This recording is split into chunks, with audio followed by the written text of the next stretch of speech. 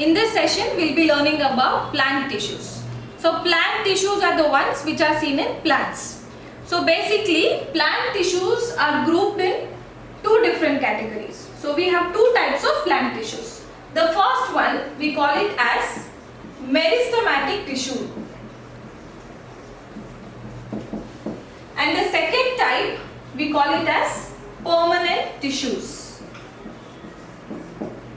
Now we will have to learn them under two different headings. So what do you mean by meristematic tissues? See, meristematic tissues basically are the dividing cells. So I always tell you to remember meristematic tissue as the small babies. So meristematic cells will always have the characteristics of a small baby. So what are the characteristics? So under meristematic tissues, we again have different types based on where they are present. So we will learn different types of meristematic tissue in some time. Before that, let us learn the characteristics. So we will write the characteristics of meristematic tissue here.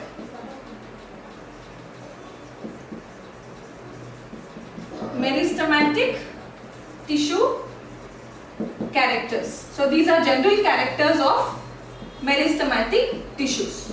So the very first character is that these cells are actively dividing cells. So the very first character will be these are actively dividing cells because they are young, they are like small children, so they can divide well. And all the other characteristics are based on this first characteristic. Since these are actively dividing, the cells are basically small because they are always small. By the time they grow up, they will just divide it off. So the cells are small and they are thin walled. So what do you mean by thin walled?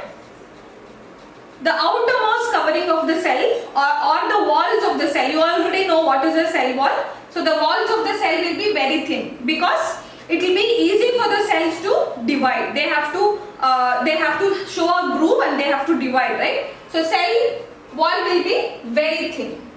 And then you will not have any food vacuoles. So I will write vacuoles are absent. So what is the function of vacuole in a cell? So vacuoles basically store food. So this meristematic tissues, they don't store any food because whatever the nutrient they get, they will use it for dividing. Therefore, they will not have any vacuoles. They will not store food basically.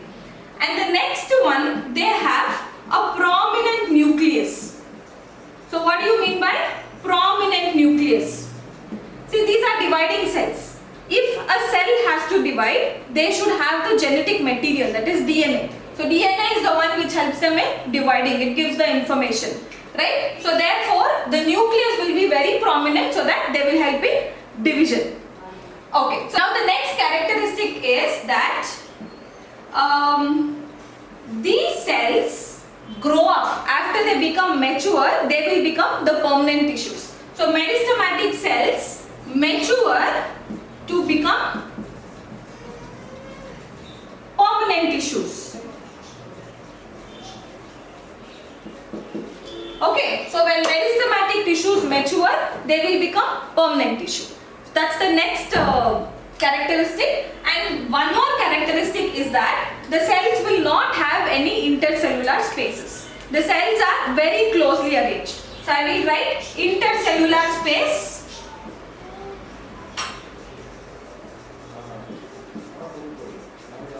is absent, or you can write no intercellular spaces. That's again because the cells are always dividing, right? So this dividing cells will not have space. By the time they move apart, there will be new cell that is being occupying that place. So therefore you will have no intercellular space. So these are some of the characteristics of meristematic tissue.